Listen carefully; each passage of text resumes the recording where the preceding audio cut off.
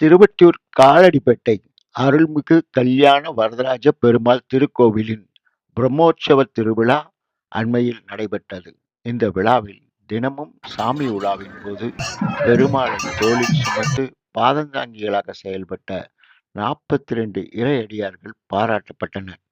அம்மையப்பர் சேவை மையத்தின் தலைவர் ஏசிஎல் சீனிவாசன் தலைமையில் நடைபெற்ற விழாவில் செயலாளர் ஆறுமுகம், டாக்டர் ராஜகுமார், லோகநாயகி, பூங்கோதை, அன்பு நித்யா ஆகியோர் முன்னிலையில் இணை செயலாளர் கோபி சால்வை அணிவித்து அவர்களை மகிழ்வித்தார்.